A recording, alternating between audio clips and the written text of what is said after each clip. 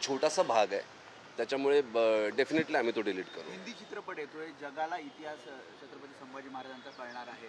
तर संभाजीराजे आणि उदयनराजे भोसले यांचं असं म्हणणं आहे की काही इतिहासकारांसोबत सुद्धा आपण चर्चा करायला हवी किंवा स्क्रीनिंग ठेवायला हवं. ती करणार आहोत आणि ती स्क्रीनिंगही आहे. मला फक्त एवढंच कळकळीने सांगायचं आहे की हा चित्रपट बनवण्यामागचा उद्देश, आमच्या संपूर्ण टीम गेली 4 वर्ष याच्यावर रिसर्च करते आणि एवढा मोठा सिनेमा बनवण्यामागचं कारण एवढंच आहे की छत्रपती संभाजी महाराज काय होते हे अख्ख्या जगाला कळू देत.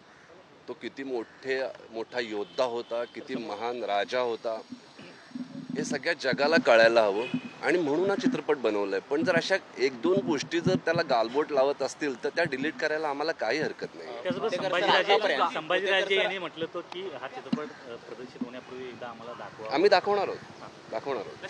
पुतेकर सर, आतापर्यंत अनेक ऐतिहासिक चित्रपट आले, त्यामध्ये अशी दृश्य होती, त्यावर सुद्धा वाद निर्माण झाले. मात्र छत्रपती शिवाजी महाराज आणि छत्रपती संभाजी महाराज यांच्यावरती जे आधारित चित्रपट आलेले त्यामध्ये अशी दृश्य कधीच नव्हते. तर तुम्ही ही दृश्य त्या सिनेमात ऍड करताना काय नेमकं विचार केलेला होता? तुम्हाला काय मेसेज द्यायचा होता? मला मेसेज द्यायचा होता, आपला संपूर्ण चित्रपट एक गोष्ट जाणून घ्यायला हवी की शिवाजी सावंतांची जी छावा कादंबरी आहे, त्या छावा कादंबरीवर हा चित्रपट आहे.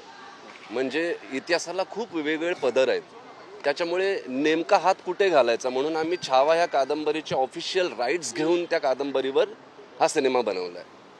आता छावामध्ये लिहिलंय की छत्रपती संभाजी महाराज होळीच्या उत्सवामध्ये उत्सव साजरा करायचे. होळीमधनं आगीतनं तो नारळ खिचून घ्यायचे. त्याच्यामुळे लेझिम आपला एक पारंपरिक खेळ आहे. असं नाही की त्याच्यामध्ये कुठले आजचे डान्स स्टेप्स आहेत किंवा असं काही महाराज करतायत की जेणेकरून आपल्याला लाज वाटावी.